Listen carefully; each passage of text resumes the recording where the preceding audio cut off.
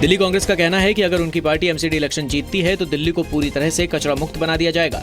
दिल्ली कांग्रेस अध्यक्ष अजय माकन ने कहा कि एमसीडी चुनाव जीतने पर पुनर्वास कॉलोनी, झुग्गी बस्ती और अवैध कॉलोनियों की सफाई व्यवस्था में सुधार किया जाएगा। राजधानी में हाउस टैक्स माफ करने के केजरीवाल के वादे पर दिल्ली बीजेपी अध्यक्ष मनोज तिवारी ने कहा है कि डीएमसी एक्ट के मुताबिक हाउस टैक्स मैंडेटरी है, जिसे कोई माफ नहीं कर सकता। मनोज तिवारी ने कहा कि हाउस टैक्स खत्म करने के लिए संसद में 2/3 बहुमत से बिल पास करना पड़ेगा। पटियाला हाउस कोर्ट में आम आदमी पार्टी के नेताओं को मिली जान से मारने की धमकी को लेकर राघव चड्ढा ने गृह मंत्री राजनाथ को चिट्ठी लिखी है। चिट्ठी के मुताबिक जेटली की ओर से पेश अन्य वकीलों के साथ मौजूद विवेक शर्मा नाम के वकील ने आम आदमी पार्टी नेताओं को कोर्ट के बाहर देख लेने की धमकी दी। पार्टी ने इसे गंभीर मामला बताते हुए गृह मंत्री से जल्द कार्रवाई की मांग की है। दिल्ली के बुराड़ी में निरंकारी कॉलोनी के पास हुए बस हादसे में 12 लोग घायल हो गए। बस यूपी के प्रतापगढ़ से अजमेर शरीफ जा रही थी। बस में सवार लोगों का रविवार की रात निरंकारी कॉलोनी में ठहरने का कार्यक्रम था, लेकिन निरंकारी अंडरपास के करीब तेज रफ्तार की वजह से ड्राइवर बस पर काबू नहीं रख पाया और बस डिवाइडर से टकराकर पलट गई। मौके पर मौजूद लोगों ने बस के शीशे तोड़कर यात्रियों को बाहर निकाला। हादसे के बाद से बस का ड्राइवर फरार है। दिल्ली के आईजीआई एयरपोर्ट के पास एक तेज रफ्तार कार ने पुलिस पिकेट पर खड़े जवान को टक्कर मारकर घायल कर दिया।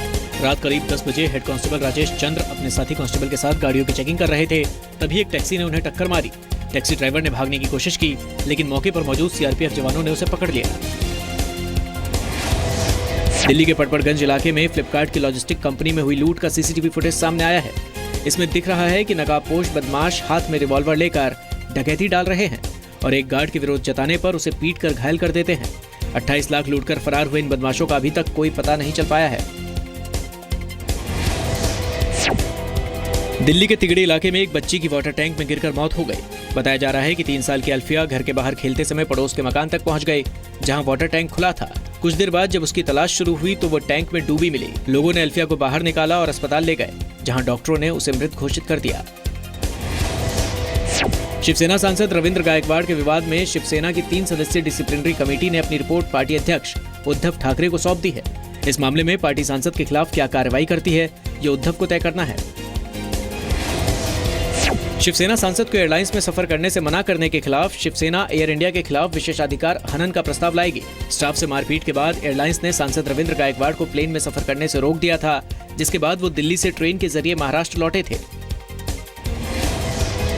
मुंबई के पश्चिमी उपनगर स्थित होली स्पिरिट हॉस्पिटल कैंपस में खड़ी वैगनार कार जलकर खाक हो गई। मौके पर फायर ब्रिगेड की 2 गाड़ियां पहुंची और आग पर काबू पाया, लेकिन तब तक कार पूरी तरह जल चुकी थी।